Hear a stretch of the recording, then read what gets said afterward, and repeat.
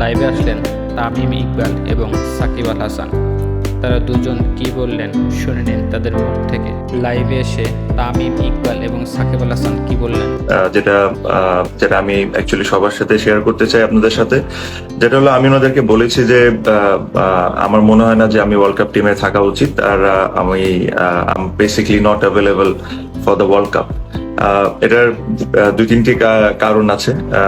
আমার কাছে মনে হয় যে game time is one of the biggest reason আমি বেশ কয়েকদিন ধরে খেলছি না এই ফরম্যাটটা। সেকেন্ডলি ইনজুরি, বাট ইনজুরি আমার মনে হয় না অত বড় সমস্যা, বিকজ আমি আশা করি যে ওয়ার্ল্ড কাপের আগে ঠিক হয়ে যাব। বাট যে জিনিসটা আমার কাছে মেইন জিনিসটা যেটা ট্রিক করেছে এই ডিসিশন নিতে, উইচ ওয়াজ প্রবাবলি হয়তো বা আমি ওয়ার্ল্ড কাপ টিমে থাকতাম, আমি এটা জানি না, বাট এটা আমি মনে করি হয়তো বা আমি থাকতাম, বাট আমার কাছে মনে হয় না যেটা ফেয়ার হইতো।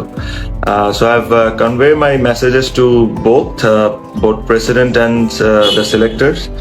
আর সো এটাই, প্রবলি এই ওয়ার্ল্ড কাপে আপনারা আমাকে দেখবেন না, বাট আমি এতটুকু বলতে পারি যে I wish all the best for the team for this series and the world cup. Secondly একটা রিকোয়েস্ট করবো to all the media, no phone calls, no WhatsApp messages. I've taken this decision and I will stick to it.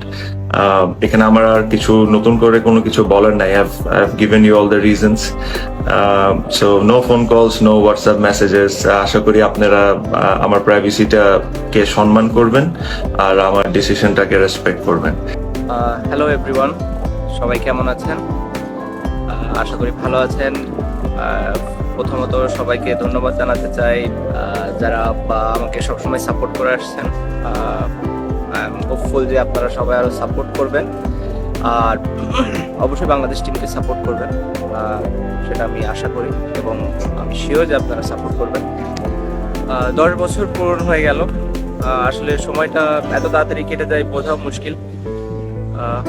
এখনো আমার মনে আছে যখন আমি আমার international ম্যাচে ফার্স্ট উইকেট পাই জিম্বাবুয়েতে হারারেতে, ফার্স্ট রান করি কিভাবে, কত নার্ভাস ছিলাম আমি।